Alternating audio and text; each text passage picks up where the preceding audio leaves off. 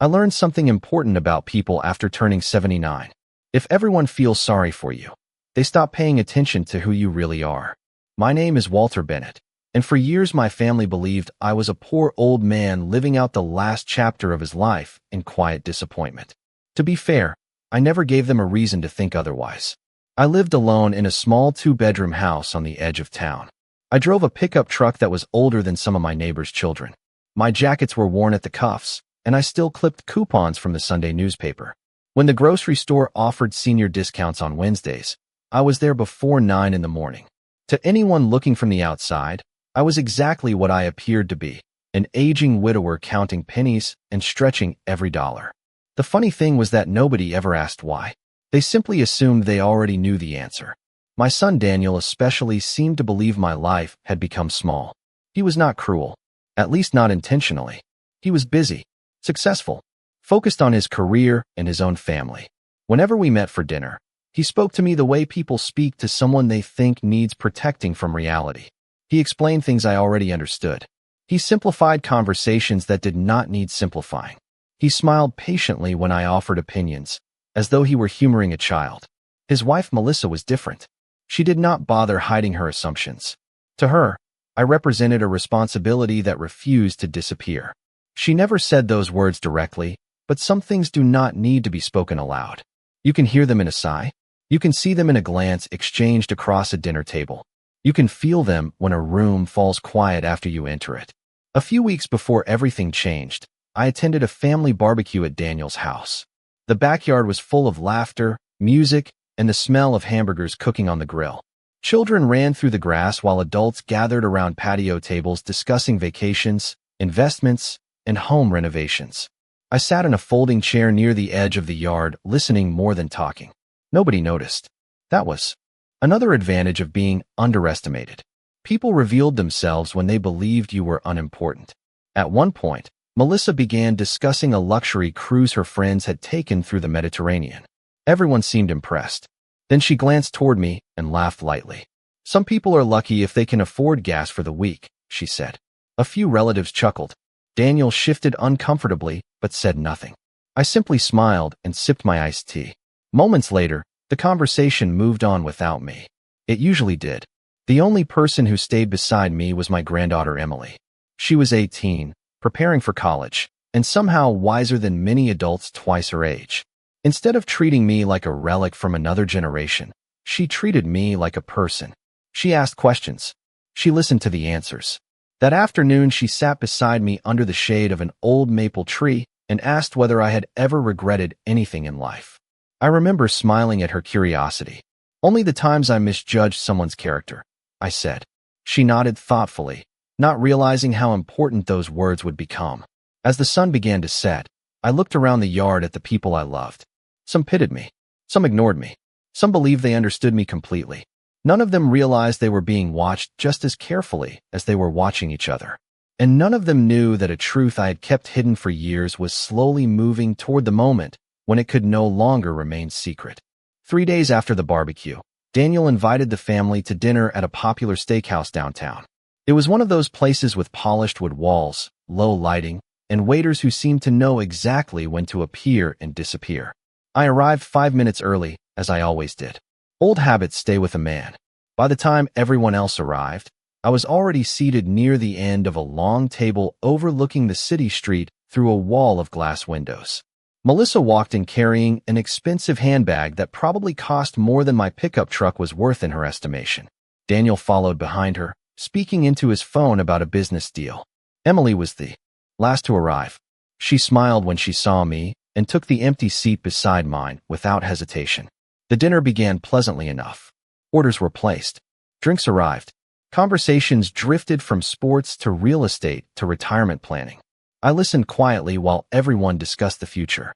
The interesting thing about family gatherings is that people often reveal what matters most to them without realizing it. That evening, money seemed to dominate every conversation. One relative talked about vacation homes. Another discussed stock market gains. Melissa spent nearly 20 minutes describing a friend's newly renovated lake house. Every story somehow returned to the same subject: success, wealth, appearances. I noticed that nobody asked Emily about college. Nobody asked me how I was doing. Instead, the conversation revolved around possessions and status. At one point, Daniel mentioned estate planning. It was an innocent comment at first. He had recently updated some paperwork for his own family. But once the subject appeared, Melissa immediately became interested. Everyone should have things organized before it is too late, she said. Several people nodded in agreement. Then she glanced toward me, especially older people. The table grew quiet for a moment. Not uncomfortable, just attentive. I took a sip of water and said nothing. Melissa smiled politely. I mean, it must be difficult worrying about finances at that age. A few relatives exchanged sympathetic looks. There it was again. Not cruelty. Assumption. The belief that age and modest living automatically meant struggle. Daniel quickly changed the subject, but the moment lingered. Later, while dessert was being served, I excused myself and walked toward the lobby. I needed a little air. The restaurant overlooked a busy intersection filled with headlights and evening traffic. Standing near the front windows, I watched people moving through their lives. A young couple laughed while crossing the street. A businessman hurried toward a parking garage. A city bus stopped at a corner. Ordinary moments. Honest moments. Behind me, I heard footsteps. Emily. Grandpa, she asked. Everything okay? I smiled. Of course. She studied my face carefully. You know they do not mean to sound the way they sound. I chuckled softly. Sometimes people reveal more than they intend. Emily looked back toward the dining room where the rest of the family continued talking. I think they underestimate you. That made me laugh for real. You think so? I know so. For a moment, neither of us spoke. Then she asked a question nobody else had asked in years. Were you always this quiet? The answer surprised even me. No, I said. There was a time when I was the loudest person in every room. Her eyes widened. I cannot imagine that. Most people cannot. We returned to the table a few minutes later. The conversation had shifted again, this time toward inheritance stories people had heard from friends and neighbors. Some were funny. Some were sad. Everyone seemed fascinated by what families did when money became involved. I listened carefully while Melissa shared her opinions about fairness and responsibility. Across the table, Daniel agreed with nearly everything she said. Emily remained silent. As I looked around the room, I realized something important. They believed they were discussing hypothetical situations. They had no idea the largest secret in the room belonged to the quiet old man sitting at the end of the table. And they had no idea that before long, every opinion they expressed that night would be tested. The following week settled back into its usual rhythm. Most mornings began the same way. I woke before sunrise, brewed a pot of coffee, and sat on the front porch watching the neighborhood come to life. Delivery trucks rolled through the streets. Joggers passed with their dogs. Sprinklers clicked across freshly cut lawns. It was a quiet corner of America, the kind of place where people waved to each other even if they barely knew one another. From the outside, my life probably looked predictable. That was exactly how I preferred it. On Thursday afternoon, Emily stopped by unexpectedly after school. She carried a backpack over one shoulder and looked exhausted from a long day of classes and college applications. I invited her inside and made her a sandwich. While she ate at the kitchen table, she talked about scholarship deadlines, essays, and the pressure of deciding what direction her future should take. I listened carefully. Unlike most conversations I had with adults, this one had nothing to do with money. It had everything to do with dreams. That alone made it refreshing. Do you ever wish you could start over? She asked suddenly. I smiled. Every person who has lived long enough has wondered that at least once. She laughed softly. That does not answer the question. I leaned back in my chair. No, I do not wish to start over. I would rather understand the choices I already made. Emily nodded thoughtfully. Then she glanced around the house. Her eyes paused on an old framed photograph sitting on a shelf near the fireplace. Grandma always looked happy in pictures. My smile softened. The photograph had been taken nearly 30 years earlier during a family trip to Maine. My wife Margaret stood on a rocky shoreline with the Atlantic Ocean behind her. The wind had caught her hair at exactly the wrong moment, and she was laughing because of it. It remained one of my favorite memories. She was happy, I said quietly. Most of the time. Emily walked over and studied the photograph more closely. You never talk much about the old days. Most people never ask. That answer seemed to surprise her. After she left later that afternoon, I found myself thinking about her observation. She was right. Very few people ever asked about my past anymore. They assumed they already understood it. Widower. Retired. Modest income. Simple life. The story practically wrote itself in their minds. Nobody wondered what came before. Nobody seemed curious about how a man spends nearly 8 decades building a life. That weekend provided another example. Daniel invited me to watch one of his son's baseball games. I arrived early and sat in the bleachers behind home plate. Parents filled the stands with folding chairs, coolers, and snacks. The atmosphere was cheerful and familiar. Between innings, several parents gathered nearby, discussing retirement plans and investment opportunities. One man mentioned market performance. Another talked about property values. Eventually, the conversation shifted toward me. Not directly. People rarely speak directly when making assumptions. Retirement must be tough these days, one father remarked while looking in my direction. Another nodded sympathetically, especially with prices going up everywhere. I simply smiled and continued watching the game. They meant well. Most people do. The problem was not their intentions. The problem was certainty. Everyone seemed so certain they understood my circumstances, so certain they knew what my life looked like. That certainty made them blind. As the game ended and families began gathering their belongings, Daniel walked beside me toward the parking lot. "You doing okay financially?" he asked suddenly. The question caught me off guard, not because of the words themselves, but because of the concern behind them. I looked at my son carefully. For all his assumptions, he genuinely believed he was helping. "I am doing fine," I said. Daniel nodded, but did not seem entirely convinced. As we reached my old pickup truck, I realized something important. The people around me were not just underestimating my circumstances. They had built entire versions of reality around those assumptions. And sooner or later, reality was going to introduce itself. That evening, after returning home from the baseball game, I found myself standing in front of a locked cabinet I had not opened in months.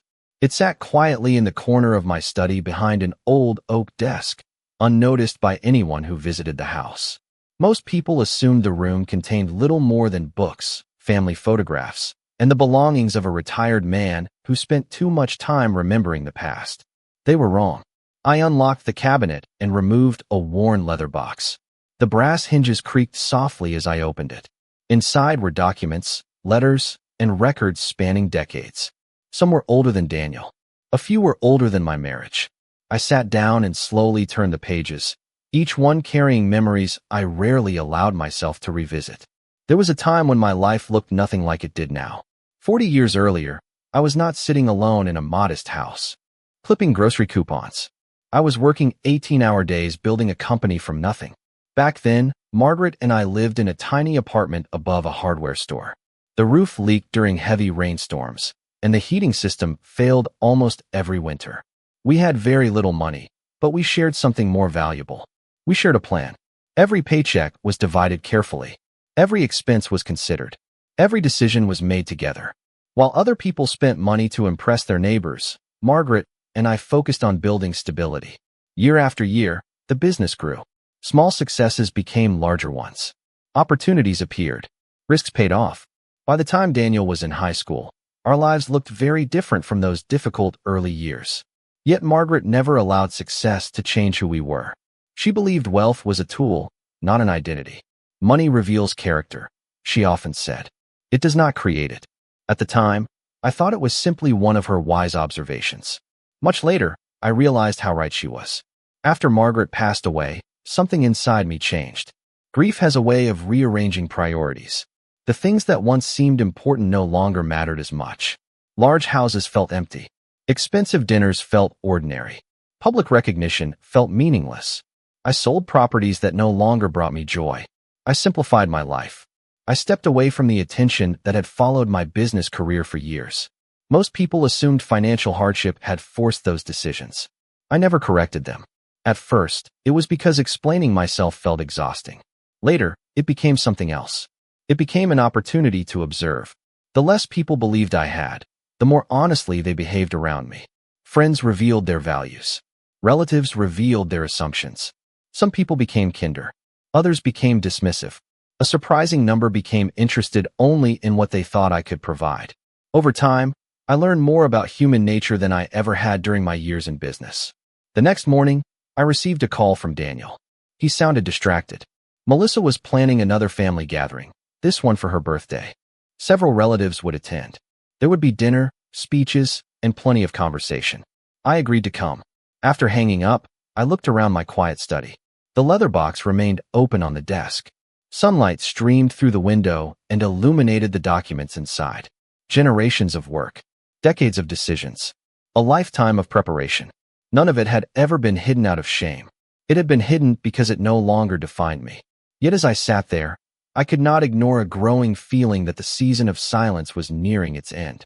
The assumptions surrounding me had become so large that people no longer saw the person standing behind them. And somewhere beyond the horizon of ordinary family gatherings and casual conversations, events were already beginning to move toward a moment that would change everything. Melissa's birthday gathering took place the following Saturday at a rented event space overlooking a small lake just outside town. The building was elegant without being extravagant, the kind of place designed for family celebrations and corporate dinners. When I arrived, decorations were already in place.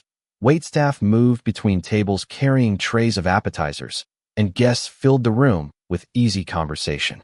Melissa stood near the entrance greeting everyone as though she were hosting a charity gala. She looked pleased with herself, and to be fair, she had organized the event beautifully. Daniel was busy making sure everything ran smoothly. Emily spotted me almost immediately and waved me toward an empty seat near the front. The evening began with speeches, laughter, and stories about family milestones. For a while, everything felt normal. Then the conversations gradually shifted toward the future. They always seemed to. One relative discussed retirement plans. Another talked about leaving property to children. Someone mentioned creating a trust for grandchildren. As I listened, a familiar pattern emerged. People spoke differently when they believed money was somewhere nearby. The tone changed. Curiosity became interest. Interest became calculation. It was subtle, but it was there. During dinner, Melissa stood to thank everyone for coming. She spoke warmly about family, support, and building a legacy. The guests applauded politely. Then she began sharing stories about financial responsibility and planning ahead. Several people nodded in agreement. I remained silent, cutting a piece of chicken and listening carefully. At one point, she laughed and said, "The truth is, some people prepare for the future, and some people simply hope for the best." More laughter followed. Then her eyes drifted briefly toward me. It lasted only a second. Most people would not have noticed. I did. A few guests glanced in my direction as well. The implication hung in the air without needing explanation. The old man with the worn truck. The modest house. The coupon clipper. The example of what not to become. I smiled politely and continued eating. Across the table, Emily noticed everything. Her expression tightened slightly, but she said nothing. Later that evening, after dessert was served, several relatives gathered near the windows overlooking the lake. I stood nearby while they discussed real estate values. One cousin mentioned rising property taxes. Another joked about inheriting an old house that needed repairs. Then someone asked Daniel whether he worried about supporting me as I grew older. The question surprised even him. He laughed awkwardly before answering. "Dad is pretty independent." The response should have ended the conversation. Instead, Melissa added, "For now." A few people chuckled. Nobody intended harm. That was the remarkable part. They genuinely believed they were being practical. They had accepted a version of my life without ever asking if it was true. As the evening continued, I found myself standing alone on an outdoor balcony overlooking the dark water. The air was cool and carried the scent of pine trees from the surrounding hills. A few minutes later, Emily joined me. "You handled that well," she said. "Handled what?" She gave me a look. "You know exactly what." I smiled. "People are entitled to their opinions. Even when they are wrong?" she asked. I looked across the lake where the reflection of distant lights shimmered on the surface. Especially then. Emily folded her arms. "Sometimes I think everyone sees what they expect to see." Her observation stayed with me. Because she was right. For years, I had allowed people to see exactly what they expected. It was not an accident. It was a choice. A test. One that had revealed more than I ever imagined. And as I watched my family laughing inside the brightly lit building, I realized the test was nearly over. Very soon, every assumption in that room would meet reality. And reality rarely asks permission before introducing itself. The Monday after Melissa's birthday gathering, I received a phone call that quietly marked the beginning of the end. The number was familiar. I had not seen it on my caller identification in nearly 6 months. Walter, the voice said after I answered. It has been a while. I leaned back in my chair and smiled slightly. Yes, it has, Charles. Charles Whitmore had been my attorney for more than 20 years. He knew things about my life that even members of my family did not know. He had helped organize business transitions, manage trusts, review estate plans, and protect the commitments Margaret and I had made decades earlier. Most importantly, he understood why I had chosen to live the way I did after my wife passed away. We need to review a few documents, Charles said. Nothing urgent, but there are some dates approaching. I knew exactly what he meant. Several arrangements we had established years earlier contained timelines and conditions. They had never seemed important to anyone except us. Now those dates were getting closer. We agreed to meet later that week. After the call ended, I sat quietly for a few minutes looking through my kitchen window at the maple tree in the front yard. Autumn was beginning to arrive. The leaves had started changing color. Seasons move slowly until suddenly they do not. Life is often the same way. Wednesday morning found me driving my old pickup truck across town to Charles's office. The building occupied the second floor of a brick structure that had stood there for nearly a century. Inside, everything looked exactly as it always had. Dark wood furniture, framed legal certificates, shelves lined with thick binders. Charles greeted me warmly and led me into a private conference room. For nearly 2 hours, we reviewed documents, discussed updates, and confirmed that everything remained exactly as intended. At one point, Charles looked at me over the top of a file and asked a question. Are you certain you want to proceed this way? I knew what he was asking. The plan we had created years earlier was unusual. Most people use money to influence behavior. I had chosen something different. I used time and observation. I am certain, I said. Charles nodded. Then nothing changes. As I left his office, I felt a strange sense of calm. Not satisfaction. Not anticipation. Simply certainty. The path ahead was becoming clearer. 2 days later, Daniel invited me to dinner at his house. It was a smaller gathering this time. Just family. When I arrived, Melissa was discussing renovations she wanted to make to the kitchen. New cabinets. New countertops. Expanded storage space. The project sounded expensive. Daniel seemed hesitant, but he listened carefully while she explained her ideas. Throughout the evening, the conversation repeatedly returned to finances, future expenses, long-term planning, investment opportunities. I noticed something else as well.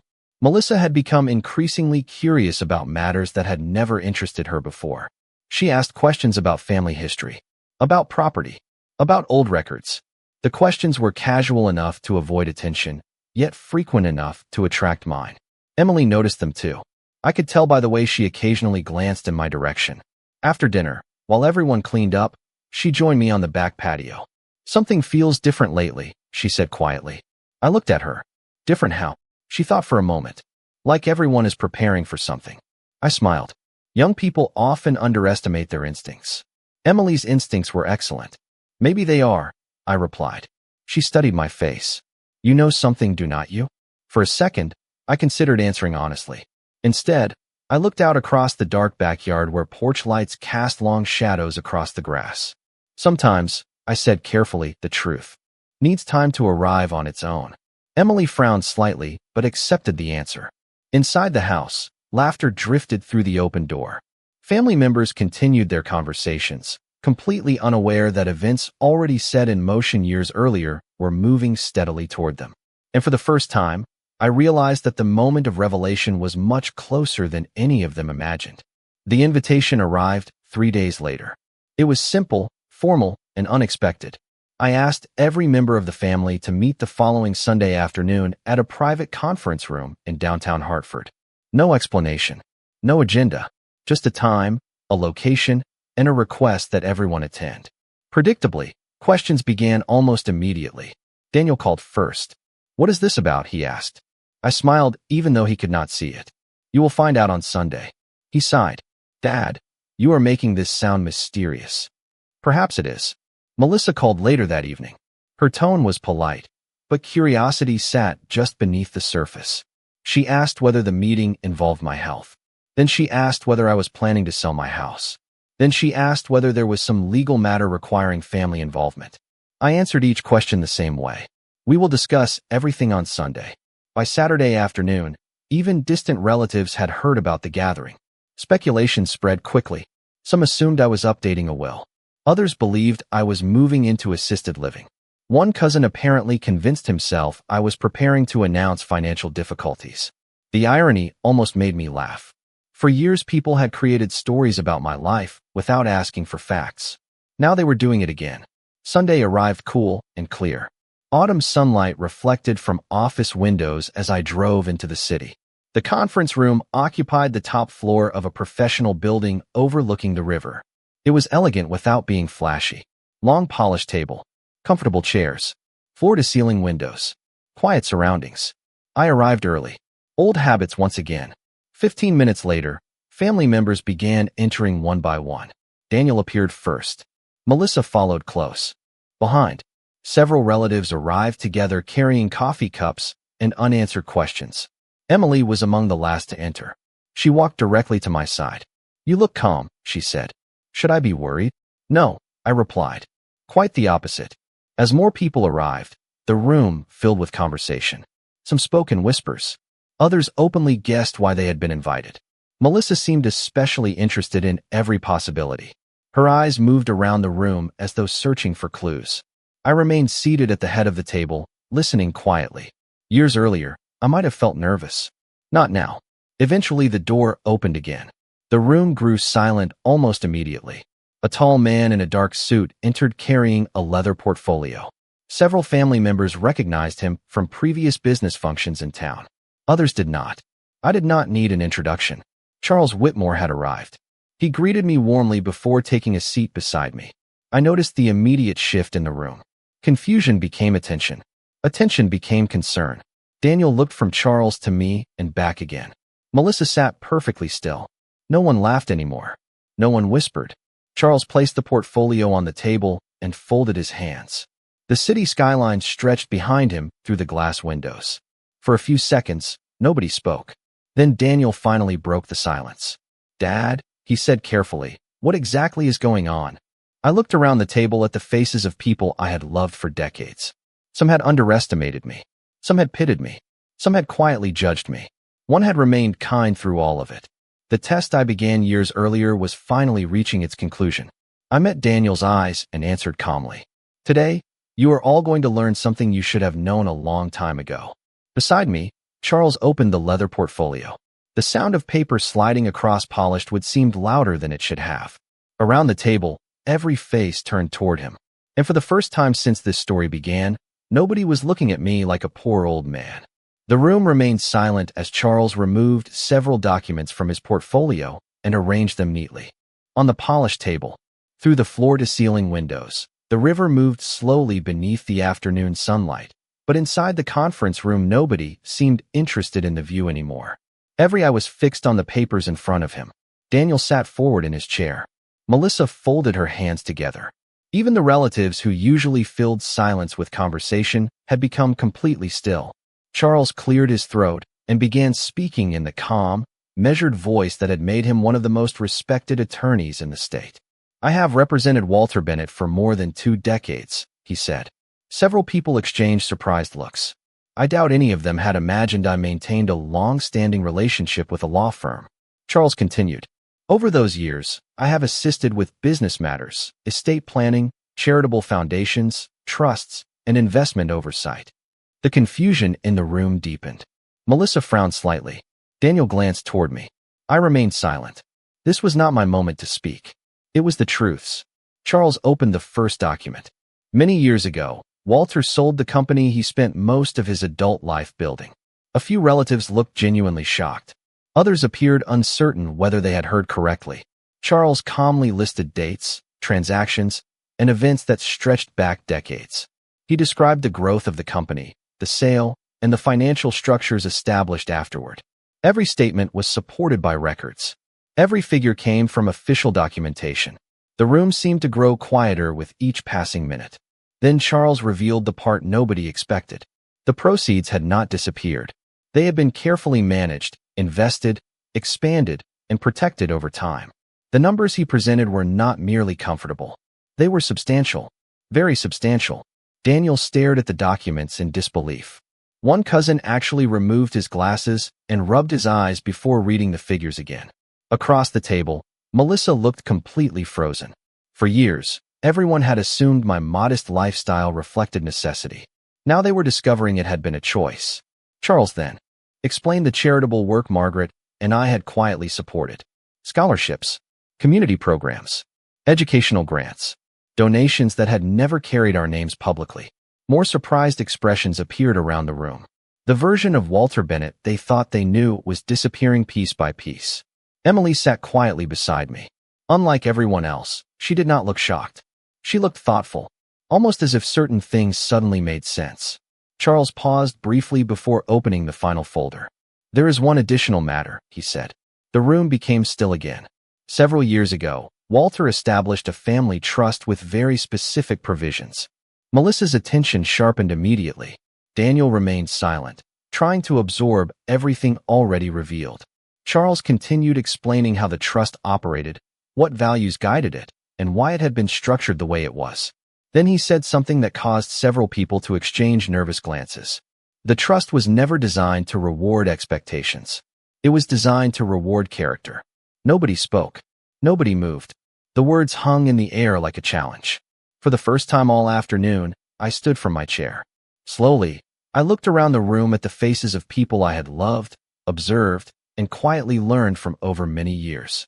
Some looked embarrassed. Some looked stunned. Some looked as though they were reevaluating every assumption they had ever made about me. The test was no longer hidden. The truth was no longer approaching. It had arrived. And yet the most important part of the story had not even been revealed. Because the question was never how much money I had. The question was why I chose to let everyone believe I had none. For several seconds after I asked that question, nobody in the room spoke. The silence felt different now. Earlier, it had been confusion. Now it was reflection. I looked around the table and saw something I had not seen before. People were no longer looking at my clothes, my truck, my house, or the life they thought I lived. They were looking at me, truly looking at me. Charles remained seated quietly beside me. His work was finished. The documents had spoken for themselves. The rest belonged to me. I folded my hands and took a slow breath. Many years ago, I began. After Margaret passed away, I learned something important. When people think you have money, they pay attention to what you own. When people think you have none, they reveal who they are. Nobody interrupted. At first, I lived simply because it brought me peace. Then I noticed something. The less I appeared to have, the more honest people became around me. My eyes moved around the room. Some became kinder. Some became dismissive. Some became curious only when they thought there might be something to gain. Melissa lowered her gaze. Daniel remained completely still. I continued. I never created a test. Life created the test. I simply chose not to interfere with the results. The room remained silent. Outside the windows, the afternoon sun reflected across the river. Inside, years of assumptions were quietly collapsing. Then I turned toward Emily. There was one exception. Her eyes widened slightly. You never treated me according to what you thought I had. You treated me according to who I was. Emotion crossed her face. Grandpa, I smiled gently. You asked about my life when nobody else did. You listened when nobody else cared. You respected me when there was no reward for doing so. Charles opened one final document and slid it across the table. Several relatives leaned forward. Daniel looked confused. Melissa looked nervous. Charles spoke calmly. Under the terms of the trust, a significant educational and family legacy fund has been established with Emily Bennett as primary steward. The room fell silent again. Emily looked completely stunned. What? She whispered. I laughed softly. Do not worry. It is not a burden. It is an opportunity. Tears filled her eyes. Why me? The answer came easily. Because character matters more than assumptions. Daniel lowered his head. For a moment, he looked like the young boy I used to take fishing on Saturday mornings. Dad, he said quietly, I am sorry.